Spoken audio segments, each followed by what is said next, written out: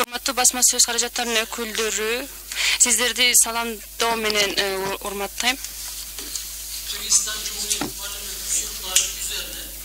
Кыргыз Республикасынын Жогорку Кеңешинин чакыруусу менен түрк тилдүү өлкөлөрдүн парламенттик түрк тилдүү ассамблеясы 2021 жылдын 10 январында өткөн президенттик шайлоого жана мамлекеттик башкаруу формасынын аныктоо боюнча референдумга кыска мөөнөттүү мониторинг жүргүздү. Миссиянын курамына Азербайжан жана Түркия парламент мүчөлөрү, ошондой эле ачылын дипломатиялык кызматкерлери кирген. Кыргызстан шайлоо боюнча эл аралык жана регионалдык болуп эсептелинген келишимдин катышуучусу болуп эсептелет. Жана борбордук шайлоо комиссиясы шайлоо жана референдумду уюштурууга жооптуу туруктуу орган катары өзүнүн милдетин жана жоопкерчиликтерин укуктук алкакта орундатты. COVID-19 пандемиясынан улам борбордук шайлоо комиссиясы Саламаттык сактоо министрлиги менен биргеликте кызматташтыкты аткарган добуш берүү процедураларына байланыштуу илдеттин жайылышына каршы шайлоо участкаларындагы социалдык дистанцияны уюштуруу жана шайлоо органдарынын кызматкерлерин жана шайлоочун жеке коргоо каражаттары менен камсыз кылуу боюнча конкреттүү чараларды иштеп чыкканына күбө болдук. Миссия президенттин милдетин аткаруучу Жогорку Кеңештин төрагасы жана борбордук шайлоо комиссиясынын төрайымы менен жолугушту. Бу жолугушуулардын жүрүшүндө миссияга президенттик шайлоого жана референдумга даярдык көрүү боюнча көрүлүп жаткан чаралар жөнүндө кеңири маалымат берилди. Муну менен катар миссия талапкерлер менен жолугушуу мүмкүнчүлүгүнө ээ болду.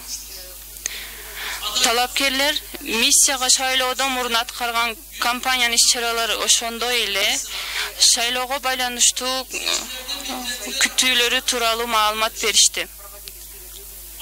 Жолугушууда талапкерлер бул процессте туш болгон кээ бир кыйынчылыктар тууралуу айтып кетишти. Миссия талапкерлер менен бул нерселерди борбордук шайлоо комиссиясы менен бөлүштү. Seçim günü başkentte. Şayloo күнү миссия өлкөнүн борбор шаарындагы бир катар шайлоо участкаларында болуп, шайлоо участкаларынын ачылышынан баштап добуштарды эсептөөгө чейинки бардык этаптарда добуш берүү процессине байкоо жүргүздү. Миссия добуш берүүнүн жүрүшүн байкап, шайлоочулар, шайлоо участкаларынын кызматкерлери жана жергиликтүү байкоочулар менен баарлашууга мүмкүнчүлүк алды. Борбордук шайлоо комиссиясынын маалыматы боюнча катышуучулардын саны 40%ке жакын болуп өткөрүлдү.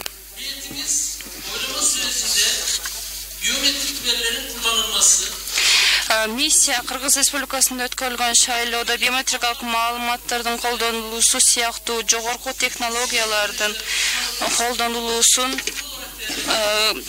жогорку маанайда белгилейт. Seçimler sırasında başta heyetimiz olmak üzere шайлоо учурунда биздин миссия баш болгон эл аралык байкоочуларга ылайыктуу шарттар камсыз кылуу боюнча көргөзүлгөн шарттарга абдан кубаныч менен тосуп алды. Demokratik standartlara uygun olarak yapılması noktasında миссия катары Кыргызстандагы шайлоонун демократиялык стандарттарга ылайык өткөрүү үчүн укуктуу жана материалдык техникалык жактан маанилүү кадамдар таштаганын белгилеп кеткибиз келет.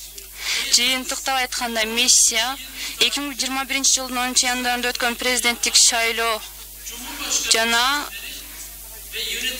мамлекеттик башкаруу формасын аныктоо боюнча референдум демократиялык, улуттук жана эл аралык шайлоо стандарттарына ылайык өткөрүлдү деген тыянакка келди.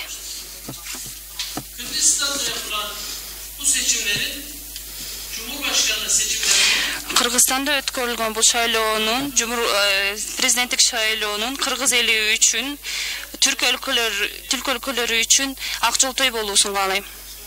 Aynı şekilde bildiğiniz üzere Ошон менен катар эле сиздер да билгендей, кечээ күнү 10 январда Казакстанда шайлоолор өткөрүлдү.